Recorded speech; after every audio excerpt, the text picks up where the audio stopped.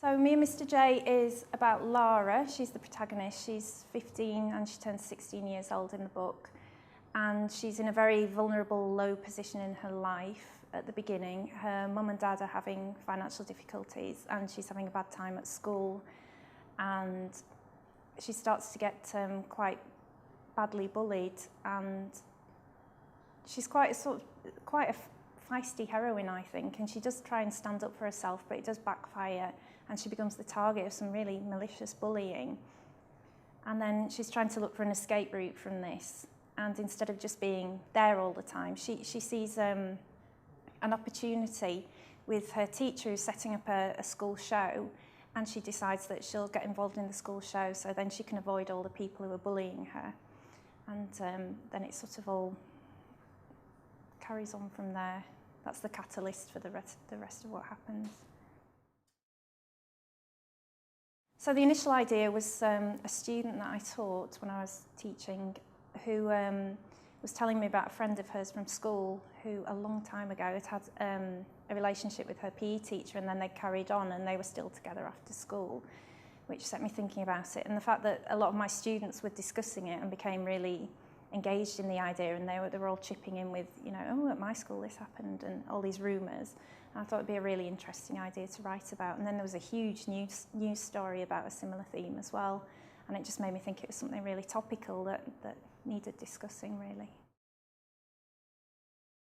Not particularly, because I started writing for myself. I didn't have a deadline, or I didn't have an agent or a publisher, so it was just something I just did for fun. So it wasn't difficult getting started. I mapped the whole thing out before I began, so I knew where it was going.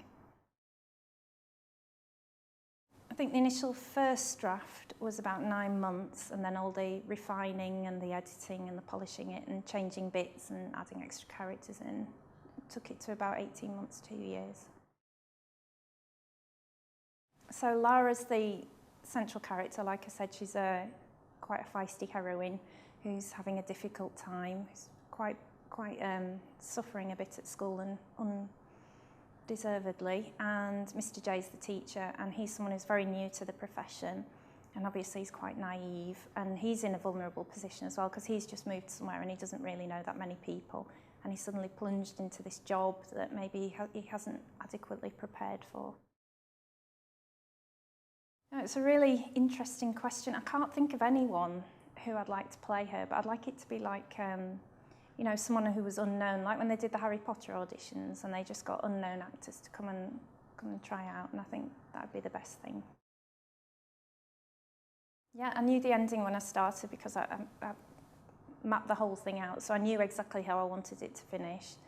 I suppose the plot evolved, it was quite, it just sort of happened, really. It was all the different strands came together, like the bullying and how, you know, her relationship with Mr. J would sort of go parallel with the bullying, and obviously as that was getting worse, then her relationship with him, she wanted to spend more time with him, and that sort of they sort of went along in tandem. So it was trying to keep all the different plot strands going, and the pressures at home as well, because obviously it all fed into how she behaved at school.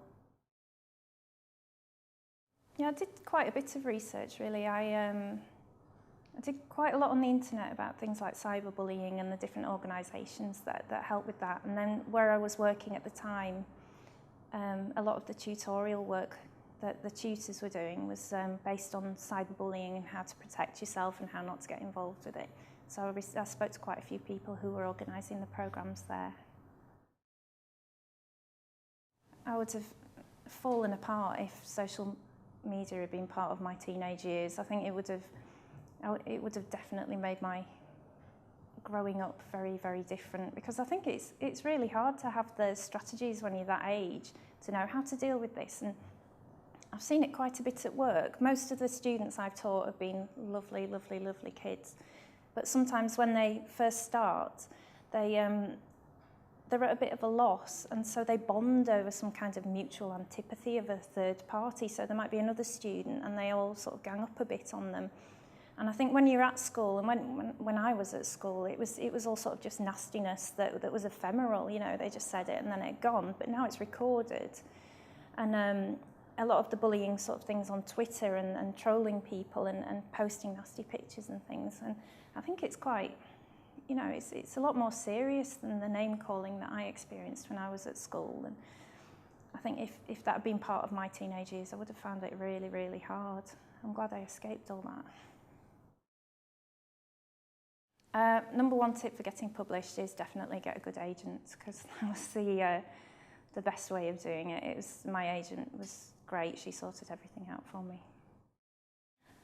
I think I was really lucky with my agent because I looked at the people who were publishing who were accepting people as children's writers, and there aren't that many because agents obviously already have quite a lot of people, but my agent was new and she was looking to build up her list.